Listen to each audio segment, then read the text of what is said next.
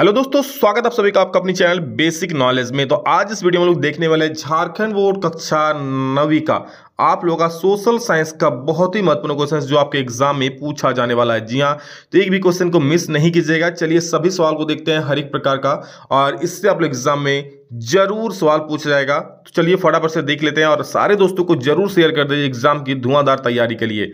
और हाँ, शाम को पर डे 7 बजे आप लोग का लाइव क्लास शानदार तरीके से चल रहा है, तो इस सब में भी जरूर ज्वाइन हो जाइए और लाइव क्लास का लाभ उठाइए। बिल्कुल फ्री में यूट्यूब में ये क्लास हो रहा है। ठीक है, चलिए शुरू करते हैं, देखते हैं सवालों को। पहला प्रश्न है क्या कि नेपोलियन बोनापार्ट कौन था? जर्मनी का सम्राट था, फ्रांस का सम्राट था, रूस का सम्राट था कि इंग्लैंड का सम्राट था? तो याद रखिएगा, जर्मनी का, फ्रांस, रूस का सम्राट और इंग्लैंड का नहीं था, ये था फ्रांस का सम्राट। किसका हो जाएगा? ये जो नेपोलियन बोनापार्ट था फ्रांस का सम्राट था।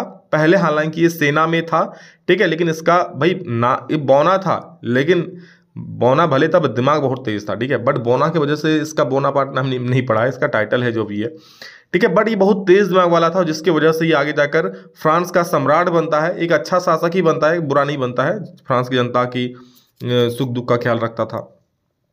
अगला है 1917 में जारशाही के पतन की घटना को क्या कहते हैं? 1917 में जारशाही का पतन हुआ, उसकी घटना को क्या कहा जाता है? तो दो का हो जाएगा, उसको अक्टूबर की क्रांति। क्या कहा जाता है? अक्टूबर क्रांति। तो दो का option number C is the right answer. ठीक है, गो नंबर। अगला प्रश्न है इंग्लिश वाला भी देख लीजिएगा। लेनिन कौन था? बोल्शेविक पार्टी का नेता, अंतरिम सरकार का नेता, मेनेस्विक पार्टी का नेता कि उदारवादी दल का नेता? तो याद रखिएगा, लेनिन जो था ना, ये आप लोगों का 3 का ए नंबर यानी क नंबर, बोल्शेविक पार्टी का नेता बिल्कुल सही उत्तर हो जाएगा। नेक्स्ट क्वेश्चन है हम लोग का, मित्र राष्ट्र में कौन कौन से देश थे? मित्र राष्ट्र में कौन था? बताइए, 2 राष्ट्र था, एक मित्र राष्ट्र था, एक धुरी राष्ट्र था। ठीक है, जब विश्व युद्ध हुआ तब 2 राष्ट्रों के बीच में लड़ा गया ना, 2 शक्तियों के बीच में। एक मित्र राष्ट्र था गुट में था और एक धुरी राष्ट्र के गुट में था। ठीक है, तो यहाँ पर पूछा है कि मित्र राष्ट्र जो गुट था उसमें कौन कौन से देश थे? तो 4 का दोस्तों सही उत्तर हो जाएगा। उसमें था ब्रिटेन, फ्रांस, रूस, ये सब मित्र राष्ट्र में था। ठीक है, ब्रिटेन, फ्रांस, रूस, अमेरिका, हालांकि अमेरिका का नाम यहाँ नहीं है, तो अमेरिका भी था इसमें। क्लियर है?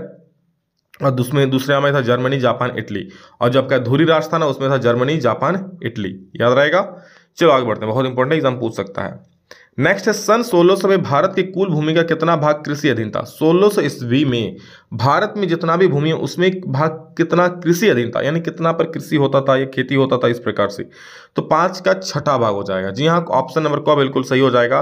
मतलब छठा भाग यहाँ पर क्या था? कृषि भूमि का अधीन था। चीन और भारतीय वन सेवा की स्थापना कब हुई? ठीक है, when did Indian forest service started? तो 6 का सही उत्तर हो जाएगा आप लोगों का 1864 में। भारतीय वन सेवा की स्थापना जो हुई थी ना, वो 1864 ईस्वी में हुआ था, याद रखिएगा। क्लियर है?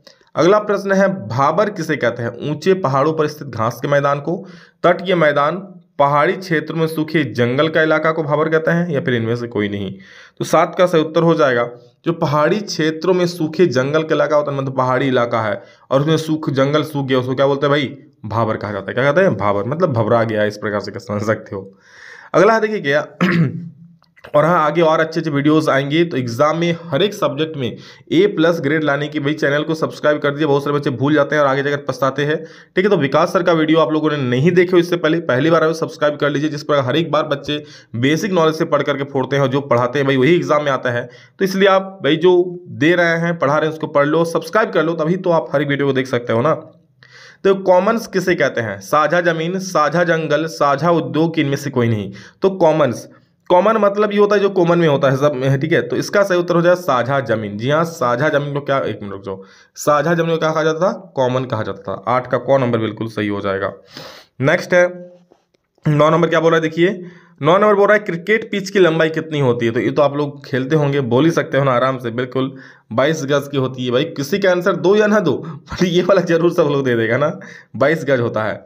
अगला देखो, भारत में स्वदेशी आंदोलन कब शुरू हुआ? तो इसका सही उत्तर हो जाएगा आप लोगों का ऑप्शन नंबर सी, यानी 1905 में। भारत में स्वदेशी आंदोलन जब शुरू हुआ ना, 1905 में ये शुरू हुआ। 10 का सी नंबर बिल्कुल सही हो जाएगा, मतलब गो नंबर। अगला दोस्तों, हम लोग भूगोल का प्रश्न को देखने वाले हैं। इसी प्रकार से आप लोगों का भी रहेगा, पहले इतिहास रहेगा, फिर भूगोल का रहेगा, ठीक है, फिर नागरिक का, और लास्ट में अर्थशास्त्र का क्वेश्चन रहेगा। यानी 10 10 10 10 बस बस बस बस 40 हो जाएगा। ठीक है, अगला है उत्तराखंड, उत्तर प्रदेश, बिहार, पश्चिम बंगाल और सिक्किम की सीमाएं किस देश को छूती है? ये जो दिया हुआ ये सब राज्य, इसकी सीमाएं कौन सा देश को छूता है? तो 11 का सही उत्तर हो जाए, याद रखिएगा 11 का हो जाएगा सी नंबर। ये सी बोले तो नेपाल, यानी उत्तराखंड बोलो, उत्तर प्रदेश बोलो, बिहार बोलो, पश्चिम बंगाल बोलो, सिक्किम बोलो, ये सभी देश की जो सीमा है, बॉर्डर है ना, सॉरी सभी देश हो रहे हैं, सभी राज्यों की जो सीमाएं हैं वो नेपाल से टच करती है, यानी नेपाल है उन सीमाओं में। अगला प्रश्न है, गोवा के दक्षिण में स्थित पश्चिम तटीय पट्टी को क्या कहते हैं? कोरोमंडल, कन्नड़, कोंकण के उत्तरी सरकत। इसका सही उत्तर जो है कोंकण। क्या कहते हैं? कोंकण। नेक्स्ट, नर्मदा नदी का उद्गम कहाँ से है? सतपुड़ा से है, अमरकंटक से है, ब्रह्मगिरी से है, पश्चिमी घाट के ढाल से है। तो इसका जो सही उत्तर हो जाए 13 नंबर का आप लोगों का हो जाएगा अमरकंटक। नर्मदा नदी का उद्गम कहाँ से है? अमरकंटक से है। ठीक है, तो इसका अर्थ क्या हो जाएगा? यानी नर्मदा नदी जो स्टार्ट होता है कहाँ से? अमरकंटक से स्टार्ट होता है। ठीक है, और फिर बहती है। अगला क्वेश्चन है, निम्नलिखित में से कौन सा कारण भारत के उत्तर पश्चिम भाग में शीत ऋतु में होने वाली वर्षा के लिए उत्तरदायी है? क्या बोल रहा है? इनमें से जो कौन सा कारण है भारत के उत्तर पश्चिम में शीत ऋतु में, मतलब ठंडे वाले दिन में, ठंडे के दिन में वर्षा होने के लिए उत्तरदायी है? तो 14 का सही उत्तर हो जाएगा पश्चिमी विक्षोभ। जी हाँ, पश्चिमी विक्षोभ के कारण जो उत्तर पश्चिमी भाग है भारत का, उसमें ठंडे के समय मतलब शीत ऋतु में ही वर्षा होती है। समझ रहे? ऐसे शीत ऋतु में वर्षा नहीं होती है, लेकिन शीत ऋतु में भी वहाँ पर वर्षा होती है। कहाँ पर? तो उत्तर पश्चिम भाग में। किस कारण? पश्चिमी विक्षोभ के कारण। क्लियर है? सिनकोना के वृक्ष कितनी वर्षा वाले क्षेत्र में पाए जाते हैं? तो 15 का सही उत्तर हो जाएगा 100 सेंटीमीटर। 100 सेंटीमीटर वर्षा वाले क्षेत्र में सिनकोना के वृक्ष पाए जाते हैं। 15 का ए सही हो जाएगा। 16 नंबर, परिणाम है। परिणाम क्या है? दर है, उच्च मृत्यु है, उच्च है, अधिक है। परिणाम क्या है? किसी भी चीज का परिणाम होता है दर। परिणाम मतलब क्या? रिजल्ट, कि भाई किस रेट से क्या चीज हो रहा है। ठीक है, तो एक दर है कह सकते हैं। मतलब एक मिनट, इसका दर नहीं, तो ऑप्शन गलती है। ठीक है, यहाँ पर हो जाएगा हाई जन्म दर। परिणाम क्या है? हाई जन्म दर। ये क्वेश्चन को छोड़ दो, कुछ फॉल्ट है। ठीक है, छोड़ो इसको। नेक्स्ट देखो, ग्रीष्म अवकाश में आप यदि कवरत्ती जाना चाहते हैं तो किस केंद्र शासित क्षेत्र में जाएंगे? तो बताओ आप किस में जाओगे? तो 17 का हो जाएगा लक्षद्वीप। जी हाँ, वहाँ आप घूमने जा सकते हो ग्रीष्म अवकाश में, क्योंकि ठंड गर्मी के दिनों में वहाँ घूमने के लिए अच्छा स्थल है लक्षद्वीप। पूर्वी घाट का सर्वोच्च शिखर कहलाता है? पूर्वी घाट का सर्वोच्च शिखर क्या कहलाता है? तो 18 का सही उत्तर हो जाएगा महेंद्रगिरी। पूर्वी घाट का सर्वोच्च शिखर महेंद्रगिरी कहलाता है। नेक्स्ट क्वेश्चन है, निम्नलिखित में से कौन सी लवणीय जल वाली झील है? मतलब जिसका जो झील का पानी है ना, लवण, नमकीन लगता है पीने में। तो बताओ इनमें से क्या हो जाएगा? तो 19 का ए हो जाएगा सांभर। ठीक है, 19 का ए सांभर झील। ऐसे भी आता है कि भाई साउथ में सांभर मिलता है, सांभर बहुत नमक होता है, खट्टा होता है, यानी क्या हो जाएगा? सांभर। भारत में मानसून का आगमन निम्नलिखित में से कब होता है? भारत में मानसून कब आता है, यानी जब वर्षा प्रारंभ होता है उस कब होता है? तो 20 का सही उत्तर हो जाएगा आप लोगों का जून के प्रारंभ में। हिंदी वाला कट गया है, बट यहाँ होता अर्ली जून। क्या हो जाएगा? अर्ली जून, यानी जून के प्रारंभ में। तो 20 का जो है ऑप्शन नंबर बी बिल्कुल सही उत्तर हो जाएगा। चलिए अगला देखेंगे, 21 नंबर में क्या है देखो। 21 में आप लोग नागरिक में आ गए हैं कि चिले की सोशलिस्ट पार्टी के संस्थापक कौन थे? चिले की सोशलिस्ट पार्टी के संस्थापक थे, उनका नाम था सल्वाडोर ओएंदे। भाई नाम तो हार्ड है, याद करना पड़ेगा। चिले की सोशलिस्ट पार्टी के संस्थापक थे सल्वाडोर ओएंदे। ठीक है, किसका ए नंबर यानी क नंबर सही हो जाएगा। 22, एनक्रुमा किस देश के पहले राष्ट्रपति बने? भाई नाम भी गजब है, एनक्रुमा, भाई आइंदे फाइंदे।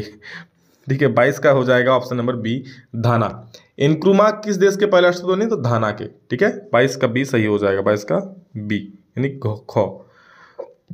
इनमें से कौन सा तरीका लोकतांत्रिक नहीं है? देख सकते हो अदालत में पानी को अपने जीवन के अधिकार का हिस्सा बताते हुए मुकदमा दायर करना, ये लोकतंत्र का हिस्सा नहीं है।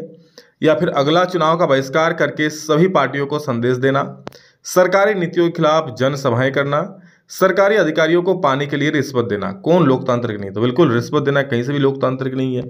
तो सरकारी अधिकारियों को पानी के लिए रिश्वत देना ये लोकतंत्र के अंदर में नहीं आता है भाई। ठीक है, ये लोकतांत्रिक नहीं होगा, तब तो जनता का शासन हुआ ही नहीं ना, इसलिए लोकतंत्र नहीं होगा। संविधान सभा के अध्यक्ष थे, तो बच्चा बच्चा बोलेगा क्या हो जाएगा? बच्चा बच्चा बोलेगा जब डॉक्टर राजेंद्र प्रसाद आएगा। तो संविधान सभा का अध्यक्ष थे डॉक्टर राजेंद्र प्रसाद। क्लियर है? दक्षिण अफ्रीका का नेक्स्ट क्वेश्चन हमारा क्या देखिए कि दक्षिण अफ्रीका का लोकतांत्रिक संविधान बनाने में इनमें से कौन सा टकराव सबसे महत्वपूर्ण था? दक्षिण अफ्रीका और उसके पड़ोसी देशों का, स्त्री और पुरुषों का, गोरे अल्पसंख्यक और अश्वेत बहुसंख्यक का यानी काले गोरे का, कि रंगीन चमड़ी वाले बहुसंख्यकों और अश्वेत अल्पसंख्यकों का? तो 25 का सही उत्तर हो जाएगा कि गोरे अल्पसंख्यक और अश्वेत बहुसंख्यकों का। वहां पर गोरे अल्पसंख्या में था, लेकिन जो प्रभुत्वशाली था, जो अश्वेत बहुसंख्यकों पर कब्जा किए हुए था, मतलब उन लोगों को नीचे रखे हुए, दबाए हुए रखा था। तो इसी का भाई भड़का आंदोलन, फिर वहां पर नया लोकतांत्रिक संविधान बना। 25 का गौ नंबर बिल्कुल सही हो जाएगा। 26 देखो क्या बोल रहा है, भारत के चुनाव लोकतांत्रिक है, यह बताने के लिए इनमें से कौन सा वाक्य कारण सही कारण नहीं देता। क्या बोल रहा है, भारत के चुनाव है लोकतांत्रिक है, यह बताने के लिए कौन सा कारण सही नहीं है। भारत में दुनिया के सबसे ज्यादा मतदाता है, तो 26 का बिल्कुल ए नंबर देखो सही होगा। यार भारत में चुनाव आयोग काफी शक्तिशाली, बिल्कुल शक्तिशाली है भाई। भारत में 18 वर्ष से अधिक उम्र का हर व्यक्ति मतदाता है, बिल्कुल सही है। हाँ, तो 18 वर्ष की उम्र ही वोट देता है ना। भारत में चुनाव हारने वाली पार्टियां जनादेश स्वीकार कर लेती है, बिल्कुल। चुनाव जो हारते वो बोलता नहीं नहीं यहाँ गलत हुआ, हम लोग फिर से लड़ेंगे, जनादेश नहीं है, ऐसा तो नहीं होता है। मतलब ये सभी है, बट ये सही नहीं है क्या कि भारत में दुनिया के सबसे ज्यादा मतदाता है, ये बात तो ये बात। और भाई चीन में तो और भी ज्यादा है, भारत से भी ज्यादा संख्या है चीन में, ठीक है। तो 26 का कौन नंबर बिल्कुल गलत हो जाएगा, वो सही नहीं है। चलिए 27 नंबर देखिए क्या बोल रहा है कि मौलिक अधिकारों के रक्षक के रूप में कौन काम करता है। मौलिक अधिकारों के रक्षक के रूप में कौन काम करता है, तो इसका 27 का उत्तर हो जाएगा भारतीय न्यायपालिका, यानी कानून व्यवस्था। जी आप लोग दें कोर्ट, आप लोग कुछ भी दिक्कत हो रहा है बोलो ना भाई, जाके हम कोर्ट में बोल देंगे। तो 27 का कौन नंबर सही हो जाएगा, भारतीय न्यायपालिका। ये आप लोग का कानून अधिकारों का रक्षक है, ठीक है। नेक्स्ट क्या देखिए, भारत के संविधान की व्याख्या का अधिकार है किसे है, सर्वोच्च न्यायालय और उच्च न्यायालय को, राष्ट्रपति को, भारतीय संसद को, कि प्रधानमंत्री को। तो 28 का सही उत्तर हो जाएगा ऑप्शन नंबर ए, यानी सर्वोच्च न्यायालय और उच्च न्यायालय को। भारत के संविधान की व्याख्या करने का अधिकार एकमात्र सर्वोच्च न्यायालय और उच्च न्यायालय को है, ठीक है। यानी यहाँ पर कह सकते हैं कि सुप्रीम कोर्ट और जितने हाई कोर्ट से हर एक राज्य में उनको है। भारतीय संविधान के अनुसार कितने प्रकार के मौलिक अधिकार प्रत्येक नागरिक को प्रदान किए गए हैं, मतलब कितना मूलतः जो मौलिक अधिकार है नागरिकों को दिया गया है। तो आपको पता है 6 मौलिक अधिकार भारतीय नागरिकों को दिया गया है, कितने 6। अगला प्रश्न है, विश्व में मानवाधिकार दिवस कब मनाया जाता है। मानवाधिकार दिवस कब मनाया जाता है, तो याद रखिएगा 10 दिसंबर को। जी हाँ, 10 दिसंबर को मानवाधिकार दिवस मनाया जाता है। क्लियर। अगला 31 नंबर देखिए, पालमपुर। अब आ चुका अर्थशास्त्र में, बहुत मजा आएगा अर्थशास्त्र में, सबसे ज्यादा मजा इसी में आएगा कि पालमपुर के निकटतम बड़े गांव का नाम क्या है। तो पालमपुर के जो सबसे समीप का बड़ा गांव है, जैसे आपके गांव के भी समीप कोई बड़ा गांव होगा, ठीक है, जो चर्चा में होगा, तो उस प्रकार पालमपुर के निकटतम सबसे बड़ा गांव हो जाएगा शाहपुर। क्या था भाई, शाहपुर, ठीक है।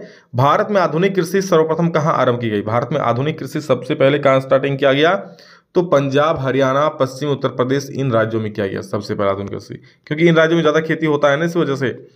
खरीफ फसल किस मौसम में होता है, खरीफ फसल कौन सा मौसम में होता है, तो 33 का सही होता है खरीफ फसल होता है यहाँ पर वर्षा ऋतु में।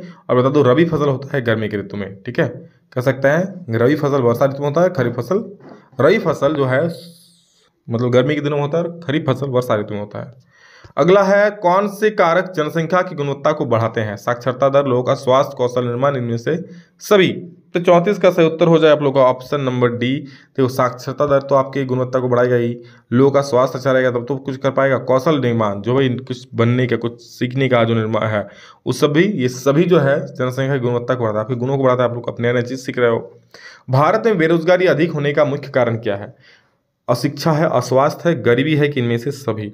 भारत में बेरोजगार इतना अधिक हो रहा है, जिसका मुख्य कारण क्या है, तो इसका मुख्य कारण एक तो अशिक्षा है कि सभी को शिक्षा नहीं मिल रही है, दूसरा अस्वास्थ्य है, स्वास्थ्य सही नहीं है, दूसरा गरीबी भी हो जाएगा। ये बेरोजगारी बढ़ने का सभी कारण सही हो जाएगा, ठीक है, मतलब इन कारणों से लोग बेरोजगार हो जाते हैं, ठीक है, उनमें सभी हो जाएगा। एनएसएस को का पूरा नाम लिखिए, एनएसएस को का पूरा नाम। तो 36 का सही उत्तर हो जाएगा, मैं बता दे रहा हूँ, राष्ट्रीय प्रतिदर्श सर्वेक्षण संगठन, यानी कि national sample survey organisation. National sample survey organisation इसका नाम है, क्या, नेशनल सैंपल सर्वे ऑर्गेनाइजेशन। इस सिंपल से देख सकते हैं, एनएसएस ओ बोला है तो NSSO, बाकी किसी में NSSO है देख लो, नहीं है, सिंपल सा रखा था, कोई दिक्कत नहीं है, इतना नेशनल सैंपल सर्वे ऑर्गेनाइजेशन। अगला क्वेश्चन है, निर्धनता रेखा का निर्धारण करने वाली कितनी विधियां हैं। निर्धनता रेखा का निर्धारण करने वाली विधियां जो है 3 है, 4 है, 2 है, कि 1 है।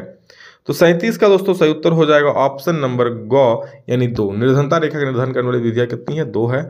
अगला है, उड़ीसा तथा बिहार का निर्धनता अनुपात कितना है, मतलब उड़ीसा में कितना निर्धनता है, निर्धन है, और बिहार में कितना निर्धन है, उसका अनुपात बोला है निकालने के लिए। तो 38 का बहुत अच्छा उत्तर होगा, जी हाँ, देखने से पता चलेगा। 38 का सही उत्तर हो जाएगा ऑप्शन नंबर ए, यानी क्रमशः 47 और 43। यानी कह सकते हैं कि जो निर्धनता का अनुपात है उड़ीसा और बिहार में 47 और 43 का, नहीं उड़ीसा में ज़्यादा निर्धन है और यहाँ पर बिहार में थोड़े से कम है, बस 4% का। बफर स्टॉक क्या है? सरकार द्वारा अधिप्राप्त अनाज का भंडार, गरीब द्वारा अधिप्राप्त अनाज का भंडार नहीं, अमीर द्वारा नहीं, व्यापारी द्वारा नहीं, सरकार द्वारा जो अधिप्राप्त अनाज है उसका भंडारण करके रखना ही बफर स्टॉक कहलाता है। यानी 39 का जो है ए नंबर बिल्कुल सही हो जाएगा। और अंतिम प्रश्न है आज के क्लास का। अभी और वीडियोस आएंगी, चिंता ना करो, अच्छे से पढ़ो बस आप लोग। खाद्य सुरक्षित वर्ग कौन सा है? भूमिहीन श्रमिक, पारंपरिक दस्तकार, कामगार की निराश्रित तथा भिखारी, इनमें से सभी। तो इसका जो सही उत्तर हो जाएगा 40 का डी हो जाएगा। क्या कि खाद्य असुरक्षित कौन है? भूमिहीन श्रमिक। खाद्य असुरक्षित कौन वर्ग है? खाद्य असुरक्षित, तो भूमिहीन श्रमिक हो जाएगा, पारंपरिक दस्तकार कामगार भी हो जाएगा, निराश्रित तथा भिखारी भी हो जाएगा। इनमें से सभी। मैं एक ट्रिक बता दे रहा हूँ, अगर कहीं पे आपको इनमें से सभी दिख रहा ऑप्शन तो 95% केसेस में वो इनमें से सभी वाला सही हो जाता है, बाकी 5% में गलती हो सकता है, कोई और भी रह सकता है। ठीक है, तो ये दोस्तों आप लोगों का सोशल साइंस का सबसे शानदार प्रश्न है, इसको देख लो, चैनल को फटाफट सब्सक्राइब कर लो। आगे किस प्रकार की वीडियो चाहते हो कमेंट में जरूर बोलिए, और एक आप बेसिक नॉलेज आपके अपने प्यारे चैनल के बारे में एक प्यारा सा कमेंट जरूर कर दीजिएगा। तो चलिए इस वीडियो में टाइम मिलेंगे दूसरा में जल्दी, तब तो जय हिंद, वंदे मातरम।